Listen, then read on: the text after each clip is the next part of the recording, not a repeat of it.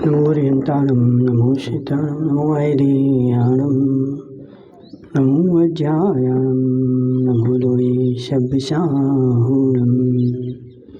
पंच परमेष्टि भगवान की अनंत अनंत सिद्ध परमेष्टि भगवान की 1000 देवादिदेव श्री अनंतनाथ भगवान के आचार्य भगवान रवि सेन स्वामी के आचार्य भगवान विद्यासागर जी महाराज की आचार्य भगवान विशुद्ध सागर जी महाराज की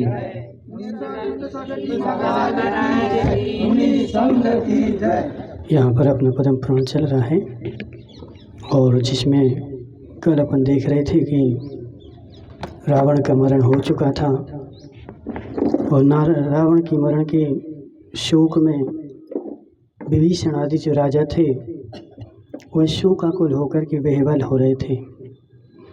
तो उनके लिए भामंडल सुग्रीव आदि ने सांत्वना देकर के शांत कराया कि रोने से कोई सार नहीं है, जाने वाला चला गया। अब तुम रोते रोते अपने कर्म का ही बंद कर पाओगे, उसको लौटा करके नहीं ला पाओगे।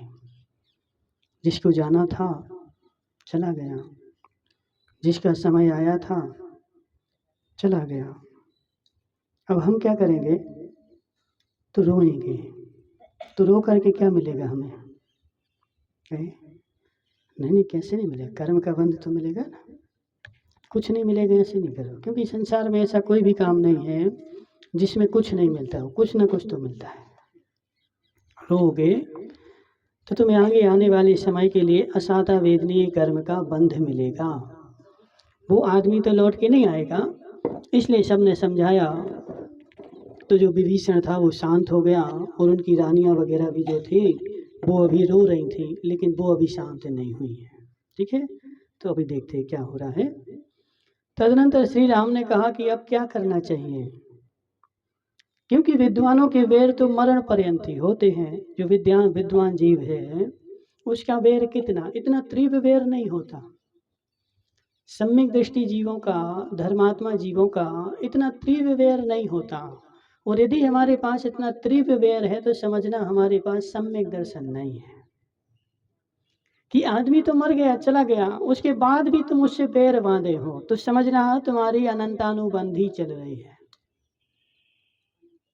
अनंतानुबंधी के संबंध में ही, संपर्क में ही वह वेर हमारा अनंत काल चलता है।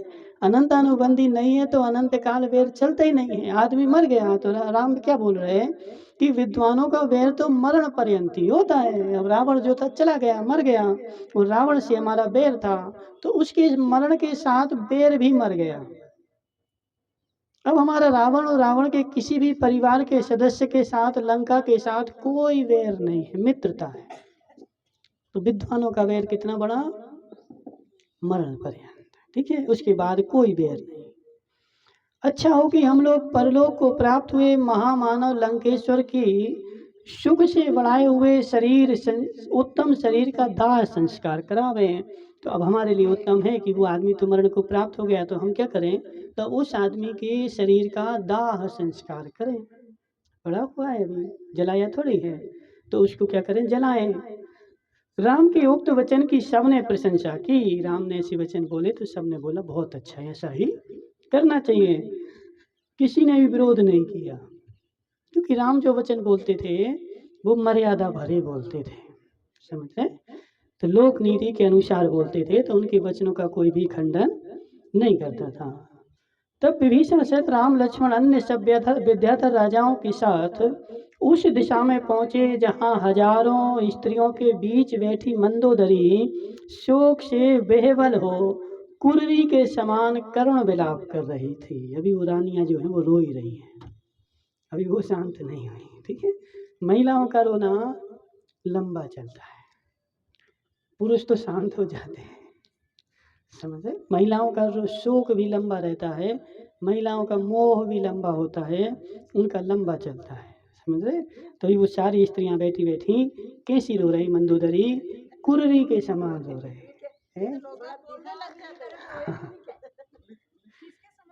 कुर्री एक जो पक्षी होता है ना, वो भी यहाँ घूमता है।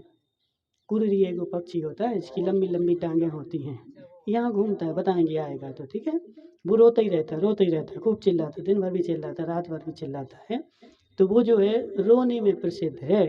तो वह जो मंदोदरी है वो कुर्री के समान रोई, कुर्री मतलब उस पक्षी के समान रो रही है। ठीक है।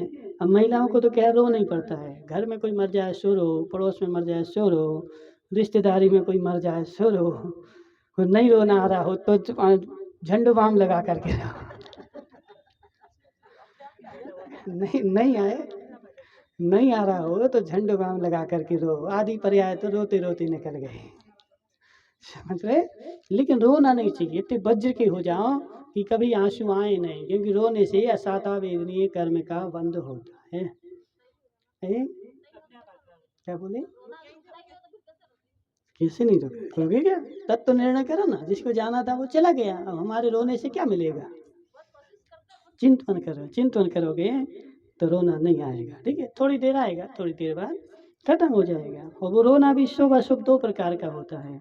राग के वशीभूत, शुभ राग के वशीभूत रो रहे, या अशुभता के वशीभूत होकर के रो रहे। ठीक है, इसलिए रोना तो है ही नहीं है, कम करो। और रोते चिल्ला चिल्ला, हाँ लोग बोलते हैं हाँ। ठीक है। संसार सुरेश भाई कहने के लिए ही बैठा है। तुम सोने के भी बन जाओ, राम से भी अच्छे बन जाओ, तो संसार कहना नहीं छोड़ेगा। अच्छे हो तो भी कहेगा, बुरे हो तो भी कहेगा। जैसे एक वो कहावत आती है कि एक सेठ जी थे, उनके 4 पुत्र, और 4 पुत्र जब सेठ जी मर गए तो चारों पुत्रों को बराबर संपत्ति दे करके गए। तो जब गए तो फिर पुत्रों ने क्या सोचा कि अब पिताजी चले गए तो लोगों को खिलाना तो पड़े, नहीं खिलाएं तो लोग क्या कहेंगे, कि सारी संपत्ति रख ली और खिलाया ही नहीं। तो सबसे पहले बड़े बेटे ने खिलाया, तो बड़े बेटे ने 2 दाल 2 सब्जी 2 मीठा बनाए और सबको खिला दिया। सब अच्छे खा पी करके मुँह मूछ करके चले गए। बोले बड़ा बदमाश है। क्या बोले सब लोग, जी तो बड़ा बदमाश है। बोले संपत्ति रख ली और हमें 2 दाल में निपटा दिया, खा गए। तो ऐसी लोगों ने बोला। तो फिर जब दूसरे बेटे ने बोला कि हम भी जीवन करें, तो उसने क्या किया, दाल 4 मीठा बनवाए, 4 दाल बनाई, 100 आदमी ने खा लिया। अरे जी ज़्यादा रख लिया जी, और ज़्यादा बदमाश है। समझ रहे। तो ऐसे करके जब सबसे छोटे का नंबर आया तो उसने 8 मीठा बनवाए। तो लोगों ने फिर भी कहना नहीं छोड़ा, बोले ये तो और ज़्यादा बदमाश है, इसने सबसे ज़्यादा रखा होगा इसलिए 8 मीठा बनवाए, इसको सबसे ज़्यादा मिला है इसलिए इसने वैसे करे। इसलिए संसार के जो लोग हैं वो कहना नहीं छोड़ेंगे। तुम कितना कुछ भी करो, सोने के भी हो जाओ, लेकिन लोग जो हैं कहते ही रहेंगे। इसलिए लोगों को नहीं देखना, अपने आप को देखना है। हम गलत नहीं कर रहे, हम गलत नहीं हैं। अब जिसको जो कहना है तो कहता रहे, क्योंकि संसार का मुंह कौन पकड़े बता। संसार का मुंह सीता को पकड़ के ले गए तो लोग बोल रहे, और सब लेकर के आए सो लोग बोल रहे कि वहाँ से आई और घर में रख लिए। हाँ, तो इसलिए लोग जो हैं दोनों तरफ बोलने वाले हैं, इसलिए लोगों को नहीं देखना है। तो कौन रो रही है, कौन रो रही है, मंदोदरी रो रही है। ठीक है। राम और लक्ष्मण महागज से उतरकर प्रमुख विद्याधरों के साथ मंदोदरी के पास गए, जहाँ वो रो रही थी ना। तो राम लक्ष्मण गए, उन्होंने रत्नों की चूड़ियाँ तोड़कर फेंक दी थी। अब वो कांच की नहीं पहने थे, काय की पहने थे, रत्नों की चूड़ियाँ थी। अपन लोग होते तो थोड़ी फेंकते हैं। उसने रत्नों की चूड़ियाँ तोड़ तोड़ करके फेंक दी, तथा जो पृथ्वी की धूलि से धूसर शरीर हो रही थी, ऐसी सब स्त्रियां राम लक्ष्मण को देख करके और गला फाड़ फाड़ करके अत्यधिक रोने लगी। जैसे राम लक्ष्मण पास में गए तो और सबकी सब गला फाड़ फाड़ करके रोने लगी। बुद्धिमान राम ने मंदोदरी के साथ साथ समस्त स्त्रियों के समूह को नाना प्रकार के वचनों से सांत्वना प्राप्त कराई। तदनंतर कपूर, अगरू, गोशीर, चंदन आदि उत्तम पदार्थों से रावण के शरीर का संस्कार कर सब लोग पद्म नामक सरोवर पर गए। पहले सब रानियों को सांत्वना दी और फिर रावण का जो शरीर पड़ा था उसको किससे जलाया, कपूर, अगरू, गोशीर, चंदन लकड़ियों से, बबूल की लकड़ियों से नहीं जलाया, चंदन लाए, कपूर लाए, गौसीर लाए, अच्छी बढ़िया महंगी महंगी जो लकड़ियाँ थीं उनसे उसका शरीर जलाया गया और फिर जाकर के पद्म नामक सरोवर पर गए। उत्तम चित्त के धारक राम ने सरोवर के तीर पर बैठकर कहा कि सब सामंतों के साथ कुंभकर्ण आदि को छोड़ दिया जावे। राम ने आदेश दे दिया, रावण का संस्कार हो गया तो राम ने आदेश दे दिया कि जो कुंभकर्ण है, इंद्रजीत है, मेघनाथ है, राजा मय है, जी उनकी बंदी गृह में पड़े थे ना, तो उन सबको क्या किया, छोड़ दिया जावे बंदी गृह से। ये सुनकर कुछ विद्याधरों ने कहा कि वे बड़े क्रूर हृदय हैं, अतः उन्हें शत्रुओं के समान मारा जाए अथवा वे स्वयं ही बंधन में पड़े पड़े मर जावे। तो राम ने आज्ञा दी तो बहुत सारे राजा वगैरह जो थे वे क्या बोल रहे हैं कि निर्णय ठीक नहीं है, या तो उनको मार दिया जावे या उनको बंधन में ही पड़े रहने दो, तो वो अपने आप वहाँ पड़े पड़े वो मर जाएंगे, अतः उन्हें शत्रुओं के समान मारा जावे। तब राम ने कहा कि क्षत्रियों की यह चेष्टा नहीं है, क्या आप लोग क्षत्रियों की इस प्रसिद्ध नीति को नहीं जानते हैं? क्षत्रिय ऐसा नहीं करते हैं। कैसा नहीं करते हैं? सोते हुए, बंधन में बंधे हुए, नम्रीभूत, भयभीत और दांतों में तृण दबाए हुए योद्धा मारने योग्य नहीं होते हैं। ऐसे जो लोग हैं जो बंधन में पड़े हैं, जिन्होंने दांतों में तृण दबा लिया है, जो भयभीत होकर के भाग रहे हैं, जो सोते हुए हैं, जो बंधन में पड़े हैं उनको क्षत्रियों की नीति है, क्षत्रिय उनको मारते नहीं है। ठीक है, ये क्षत्रियों का धर्म जगत में सर्वत्र सुशोभित है। तब एवं अस्तु कहकर स्वामी की आज्ञा का पालन करने में तत्पर नाना प्रकार के शस्त्रों का धारक महायुद्धादि कवचादि से युक्त हो उन्हें लाने के लिए गए। अब वो डर डर के गए तो क्या सोच रहे हैं? तदनंतर इंद्रजीत, कुंभकर्ण, मरीच, मेघवाहन तथा राजा महादैत्य आदि को लेकर अनेक उत्तम विद्याधर जो राम की कटक में कैद थे तथा खन खन की आवाज करने वाली बड़ी बड़ी मोटी बेड़ियों से सहित थे। ऐसे नहीं थे अच्छी हाथी से को बांधते ना, उससे भी मोटी मोटी बेड़ियों से उनको बांध रखा था। वे प्रमद नामक प्रमाद रहित सावधान चित्त के धारक शूरवीर द्वारा लाए गए और दिग्गजों के समान उन सबको लाए जाते देख समूह के बीच बैठे हुए विद्याधर इच्छानुसार परस्पर वार्तालाप करने लगे कि यदि कहीं रावण की जलती चिता को देखकर इंद्रजीत अथवा कुंभकर्ण क्रोध को प्राप्त हो गए अथवा इन दोनों में से एक भी बिगड़ उठता है तो उसके सामने खड़ा होने के लिए वानर की सेना में कौन राजा समर्थ है? कोई भी नहीं। यदि इंद्रजीत या कुंभकर्ण क्रोध को प्राप्त हो गए रावण की चलती हुई चिता को देख करके, तो उसके सामने कौन टिक सकता है? तो वानरों के पास एक भी ऐसा राजा नहीं है जो उनका सामना कर सके, इतने वीर थे वो। उस समय जो जहाँ बैठा था उस स्थान से नहीं उठा, सो ठीक ही है, क्योंकि ये सब रण के अग्रभाग में उनका बल देख चुके थे। भामंडल ने अपना प्रधान योद्धाओं से कह दिया कि विभीषण का अब भी विश्वास नहीं करना चाहिए, शत्रु है, कभी भी वार कर सकता है, अग्नि है, थोड़ी सी शिखा भी बची हुई हो तो थोड़ी सी शिखा भी जंगल को जला करके नाश कर सकती है। तो वह क्या बोल रहा है भामंडल कि अभी भी तुम्हें विभीषण का अभी भी विश्वास नहीं करना है। क्यों नहीं करना है? क्योंकि है तो वो उस खानदान का, समझ रहे? और जो जिस वंश में जन्म लेता है उसको उसके वंश के संस्कार होते ही हैं। तुम उसको कितना कुछ भी कर दो, कितना कुछ भी कर दो, कितना कुछ भी कर दो, लेकिन वंश के संस्कार कभी भी जाते नहीं हैं। अपन भले भले जैसे कोई गया अन्य समाज से शादी करके आ गया, वो ले आया, उसने अच्छी बढ़िया तुम्हारे यहाँ रह रही है, पूजा पाठ कर रही है, मंदिर जा रही, भले जा रही है, लेकिन वंश के संस्कार नहीं जाते। अभी देखो वंश की जो होती ना, जैसे क्षत्रिय जो होता है, क्षत्रिय का खून खोलता है, शूद्रों का खून थोड़ी खोलता है।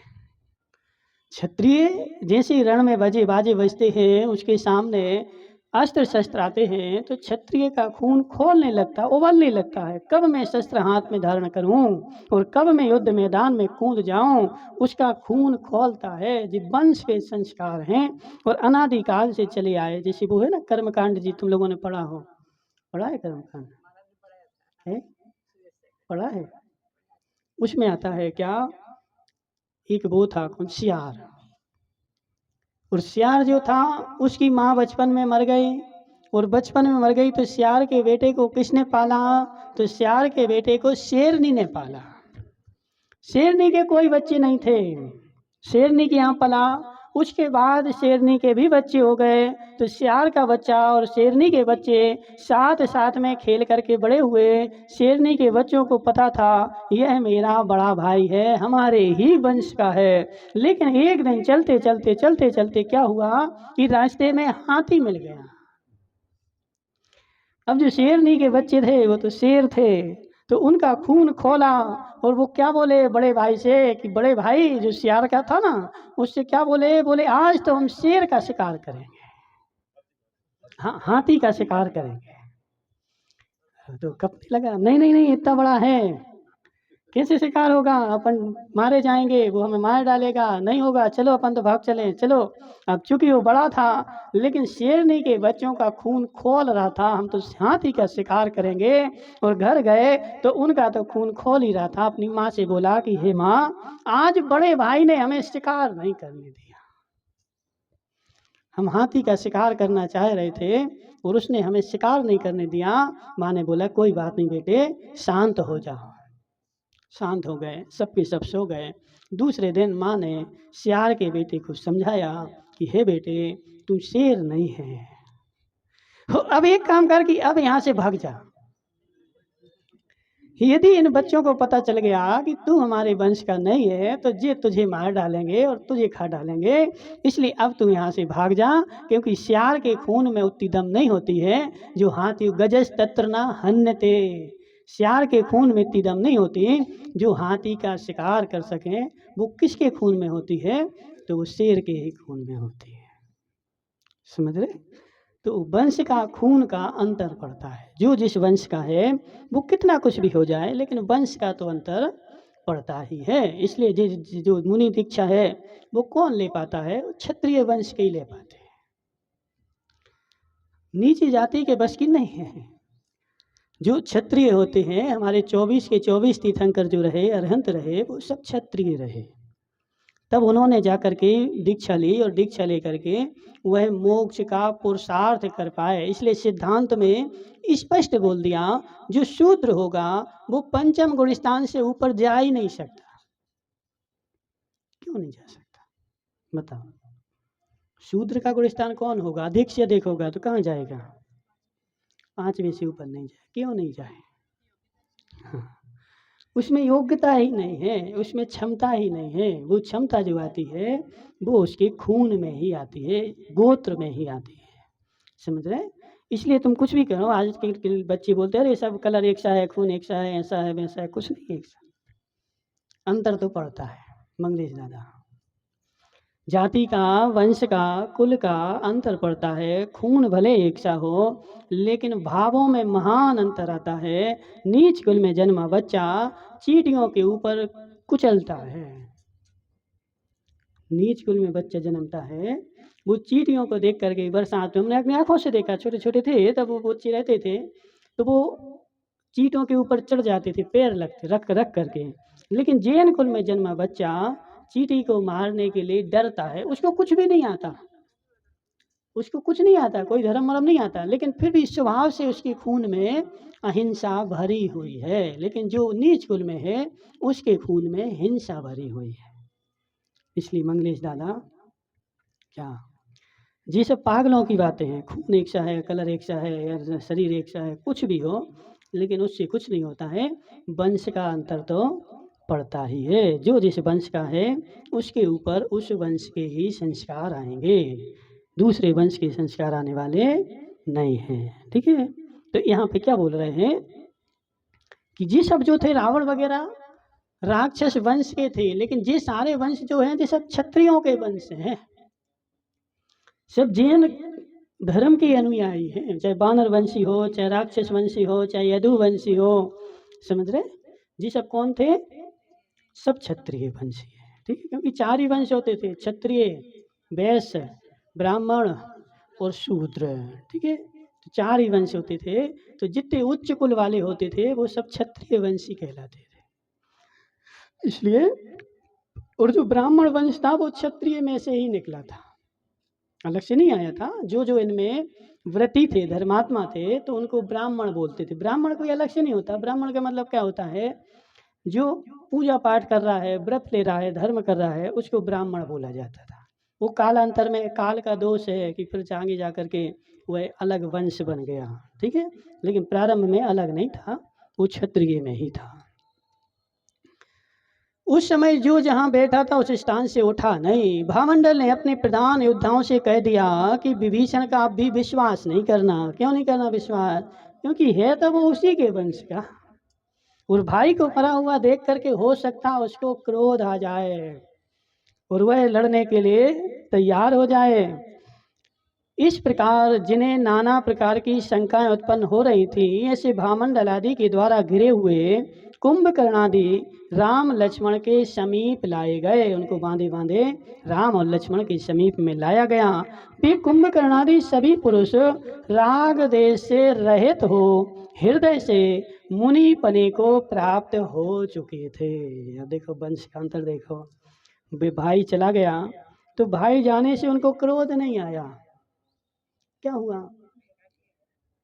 बैराग आया। उन्होंने तत्व का चिंतन किया, तत्व का निर्णय किया कि जब मेरा महाबलशाली 3 खंड का विजेता रावण भाई जब मारा गया तो हम किस खेत की मूली है? संसार असार है। सौम्य दृष्टि से पृथ्वी को देखते हुए आ रहे थे और सबके मुख अत्यंत शुभ शांत थे। सब शब्द कैसे आ रहे थे? भूमि को देखते देखते चले आ रहे थे और सबके मुख शांत थे। वे अपने मन में यह प्रतिज्ञा कर चुके थे। जब बंधन में डले थे तो उन्होंने बंधन में डले डले एक नियम ले लिया था, प्रतिज्ञा ले ली थी। कौन सी?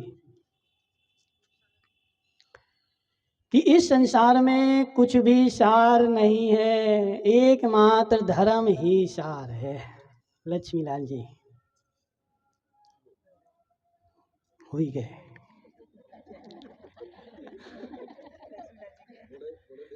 हाँ, इस संसार में कुछ भी सार नहीं है, एकमात्र धर्म ही सार है। और जो सब प्राणियों का महाबंधु है, यदि हम इस बंधन से छुटकारा प्राप्त करेंगे तो निर्गंत साधु हो, पानी मात्र में ही आहार ग्रहण करेंगे, थाली में नहीं करेंगे। बंधन में बंधे बंधे ही उनको वैराग हो गया और उन्होंने क्या सोच लिया कि यदि मैं इस बंधन से छूटता हूँ, संसार में कोई सार नहीं है, और यदि यहाँ से मैं छूटता हूँ तो आगे का जीवन में क्या करूँगा?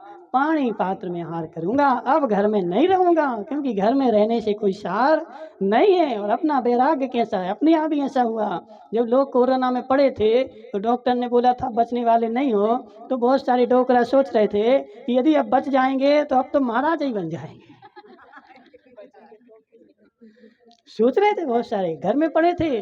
घर में घर वाले को नहीं देख रही थी, अलग कमरे में बंद कर दिया था। कोरोना हो गया, उस कमरे में रहो।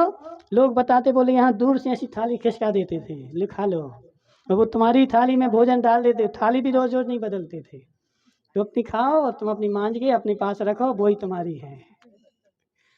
और वो डोकरा पड़ा हुआ था, सोच रहा था कि यदि इससे बच गए तो अब हम संसार में नहीं रहेंगे, हम तो कहाँ जाएंगे मंगलेश दादा, तो सीधे दीक्षा ही लेंगे, संसार में कुछ नहीं है। लेकिन जैसे ही डोकरा बच गया, मन पलट गया। ऐसे ही है, ऐसा नहीं है क्या?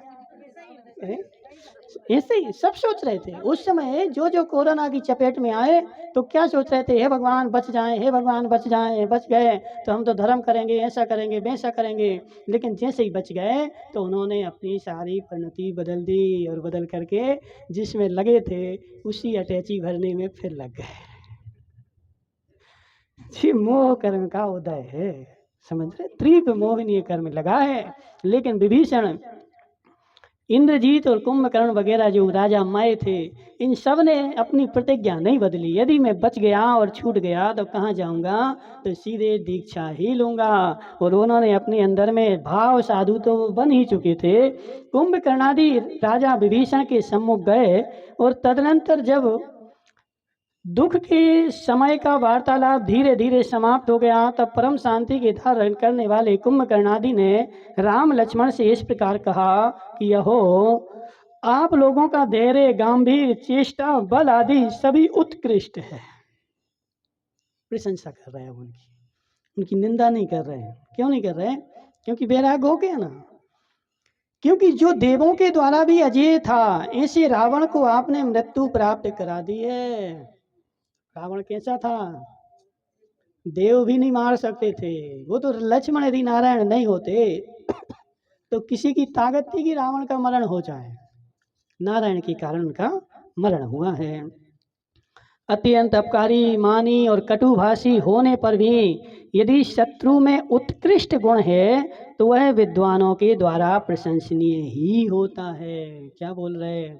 भले मानी था, क्रोधी था, कटुभाषी था, शत्रु था, सब कुछ है, इतना कुछ होने के बाद भी यदि उसके पास एक गुण अच्छा है तो उसके द्वारा भी वह जीव प्रशंसनीय होता है। और जो गुण अच्छा है उसकी तो प्रशंसा करो। यदि तुम रागी देशी नहीं हो तो। और संसार में देखो मंगलेश दादा, ऐसा कोई भी आदमी नहीं होगा जिसके पास बुराई बुराई ही हो, कोई तो अच्छा ही होगी। देखने का नजरिया तुम्हारा अलग अलग है। तुम देखते क्या हो? एक जन को गिलास दिया, आधा गिलास दूध दिया, तो मंगलेश दादा ने तो फेंक दिया, अरे आधा गिलास खा लिए। सुरेश दादा ने पी लिया, आधा गिलास भरा है। हाँ तो जो है एक विद्वान के ऊपर जो है उसके ऊपर दृष्टि डाले है, और एक की अभाव के ऊपर जो नहीं है उसके ऊपर दृष्टि है। जो अच्छी चीज है वो तो ले लो, वो तो ग्रहण करो, वो तुम्हारे योग्य है। लेकिन दृष्टि देखने का नजरिया हमारा कैसा है? यदि खोट ही खोट देखनी है तो संसार में जब तक केवल ज्ञान नहीं होगा तब तक संसार में ऐसा कोई भी आदमी नहीं होगा जिसके पास कोई ना कोई खोट ना हो। मिलेगा कोई? बोलो। वो बात अलग चीज है, कोई में ज्यादा खोट होती है, कोई में कम खोट होती है, लेकिन खोट तो सब में होती है। अब तुम्हारे देखने की आंख कैसी है, तुम्हारा नजरिया कैसा है, तुम खोट को ग्रहण करते हो कि गुणों को ग्रहण करते हो? गुणों को ग्रहण करोगे तो महान बन जाओगे, और खोट को ग्रहण करोगे तो अधोगति के पात्र बन जाओगे। तुम्हें ग्रहण करने का नजरिया कैसा हो? वो आते हैं महाभारत में, दुर्योधन, युधिष्ठिर, सब पांडव थे, तो दुर्योधन के गुरु कौन थे? द्रोणाचार्य थे। मास्टर ने सब पता है। द्रोणाचार्य ने एक लड्डू की टोकनी दी दुर्योधन को और उससे बोला कि एक काम करो, तुम्हें लोक में जो अच्छा आदमी मिल जाए, अच्छा प्राणी मिल जाए, उसको तुम जो लड्डू खिला देना। बहुत अच्छी बात है। ले गया लड्डू की टोकनी, सारे नगर में घूमता रहा, अरे जी इसमें जी खोट है, अच्छा नहीं है। दूसरी जगह गया, इसमें ये खोट है, अच्छा नहीं है। तीसरी जगह गया, इसमें ये खोट है, अच्छा नहीं। पूरे नगर में घूम करके आ गया, उसको अच्छा आदमी नहीं मिला। द्रोणाचार्य ने बोला तेरा नाम भी दुर्योधन है और बुद्धि भी तेरी दुर्योधन ही है। वही टोकनी युधिष्ठिर को दी। 2 मिनट बाद लौट करके आए, बोले गुरुजी और दो। वो खाली हो गई? कि हाँ हाँ खाली हो गई। कैसे हो गई बताओ? बोले अरे हम यहाँ से आश्रम से बाहर निकले तो वहां पर एक कुत्ता बैठा था, उसके दांत बिना मंजन के अच्छे चमक रहे थे। कुत्ता कब मंजन करता होता? करता है क्या?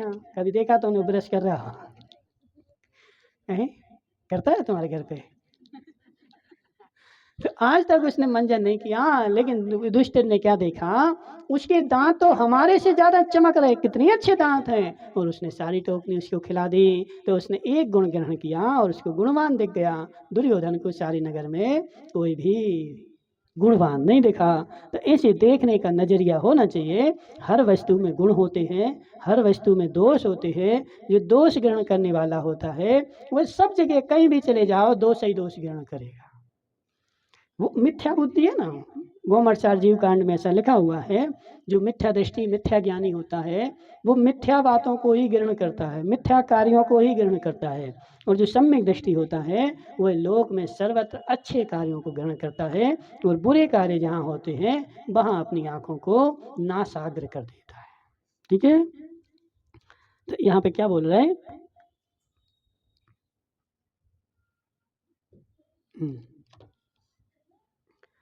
तदनंतर लक्ष्मण ने मनोहर वचनों द्वारा सांत्वना देकर कहा कि आप सब पहले की तरह भोगो भोग करते हुए आनंद से रहिए। अब लक्ष्मण की भी कोई क्रोध तो था नहीं, कोई बैर नहीं था। उसने बोला कि आपको हम क्या करते हैं, स्वतंत्र करते हैं, और आप लोग जाओ और जैसे पहले राजा थे वैसे राजा की राजा रहो, हम तुम्हारा राज्य नहीं छीनते। ये सुनो कर उन्होंने कहा कि विष के समान दारुण महामोह को उत्पन्न करने वाले भयंकर तथा महादुख देने वाले भोगों की हमें आवश्यकता नहीं है। स्पष्ट मना कर दिया। ये भोग हैं, कैसे हैं भोग? विष के समान हैं। अपन लोग पूजा पढ़ते ना, पूजा में बोलते कि नहीं बोलते? क्या बोलते बता, बोलो मास्टर नहीं अम्मा। देव शास्त्र गुरु की पूजा पढ़ते हैं, उसमें जल के अर्घ में आता है, इंद्रियों के भोग मधुर विष समला वर्णमयी कंचन काया। पढ़ते कि नहीं पढ़ते? क्या बोला उसमें? इंद्रियों के भोग मधुर विष सम है, मीठा जहर है। जहर तो जहर है, चाहे कड़वा हो चाहे मीठा हो, तो इंद्रिय के भोग जो हैं वो कैसे हैं? मीठे जहर हैं, धीरे धीरे धीरे धीरे आदमी को मारते हैं। तो उसने क्या बोला? इन विष के समान भोगों की मुझे आकांक्षा नहीं है। गौतम स्वामी कहते कि हे श्रेणिक, उस समय वे उपाय शेष नहीं रह गए जिनसे उन्हें सांत्वना ना दी गई हो, परंतु फिर भी उन मनस्वी मनुष्यों ने भोगों का संबंध स्वीकार नहीं किया। सारे राजाओं ने उनको, अच्छा गौतम स्वामी क्या बोले, ऐसा कोई उपाय नहीं रहा कि विभीषण, कुंभकर्ण और इंद्रजीत, मेघनाथ के लिए मनाया ना गया हो। हर प्रकार से उनको मनाया कि तुम भोग भोगो, तुम्हारी पत्नी है, राज्य है, सब करो, अभी दीक्षा नहीं लो। लेकिन बैरागी जीव घर में रमता नहीं है, और रागी जीव घर से भागता नहीं है। भले डोकरा 99 साल का हो जाए, लेकिन राग लगा ना, तो राग लगा है, धक्का दे के भी भगाओगे तो अभी नहीं भगे। और बैरागी भले 10 साल का हो, घर में रखोगे तो भी भग जाएगा। नहीं रहना हमें घर में, जी घर अच्छा नहीं है। यही तो राग और बैराग की लीला है। यद्यपि नारायण और बलभद्र स्वयं उस तरह उसके पीछे लगे हुए थे, अर्थात उन्हें भोग स्वीकृत कराने के लिए बार बार समझा रहे थे, तथापि उनकी दृष्टि भोगों से इस तरह उन्मुख हो गई थी जिस तरह सूर्य से लगी हुई दृष्टि अंधकार से उन्मुख हो जाती रहती है। मसले हुए अंजन के कणों के समान कांति वाले उन सरोवर के सुगंधित जल से बंधन मुक्त कुंभकर्णादि के साथ सबने स्नान किया। अब सबको नहान, वहाँ गए थे ना शमशान पे, सब लोगों ने क्या किया? पद्म सरोवर में स्नान किया। तदनंतर उस पद्म सरोवर से निकलकर सब बानर और राक्षस यथायोग अपने अपने स्थान पर चले गए।